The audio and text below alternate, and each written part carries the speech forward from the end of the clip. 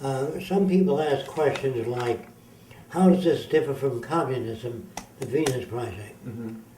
It differs considerably because communism uses money. It has armies, navies, banks. We don't have any of those things. It has social stratification, the commissars and all. Mm-hmm. We don't have that. And we don't have the value system it has. So it's a very different system. It's using high tech, and it has no government. When you have a government, you have people taking care of their brother-in-law, people taking care of their friends. You can't have that in a computer-operated society. Right. So even if you wanted to ship, say, 500 cars to New Orleans, since the computers are connected to transportation industry, they'll tell you can't, the bridges are washed out.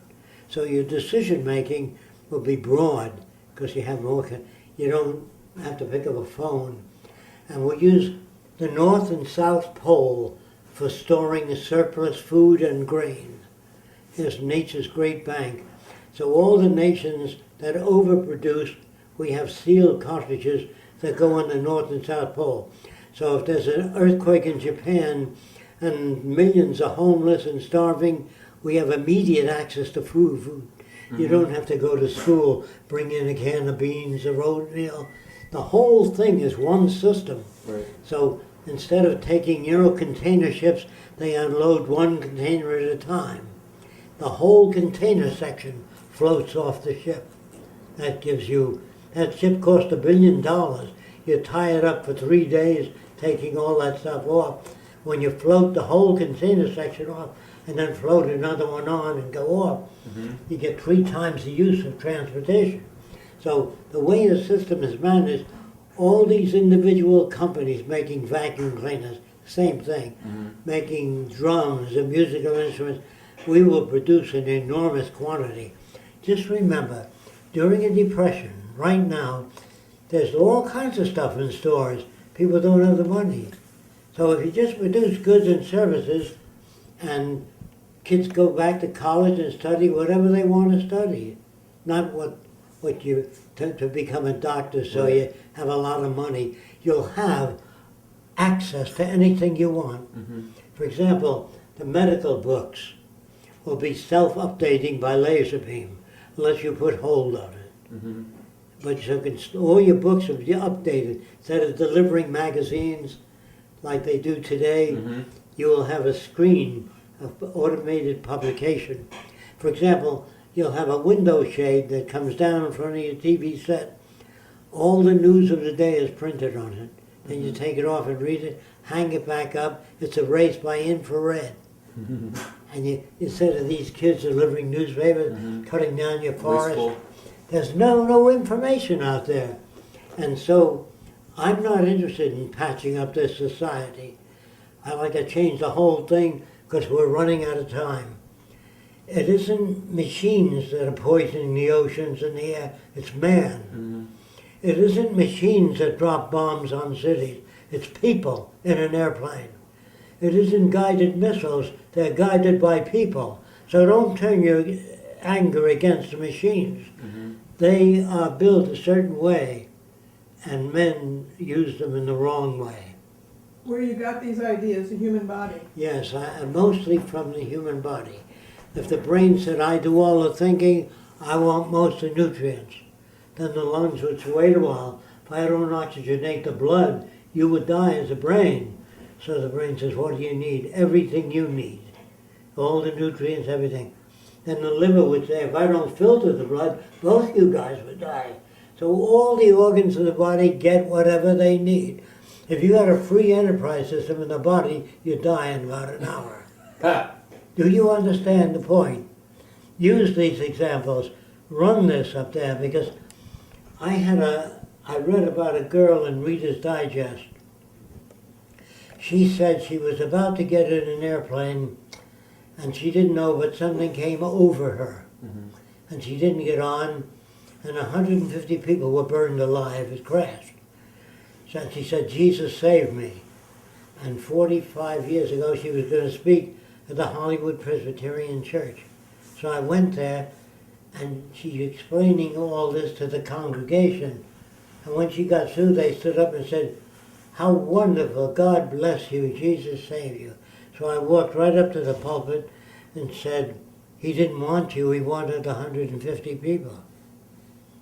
See, who the hell are you to signal yourself out? Christians are so simple, you know. And I waited outside the church to see what would happen. And they came out and they shook my hand. Silence over the whole church. Because the people say, there was a whole school bus full of kids and they were burned and Jesus saved my kid.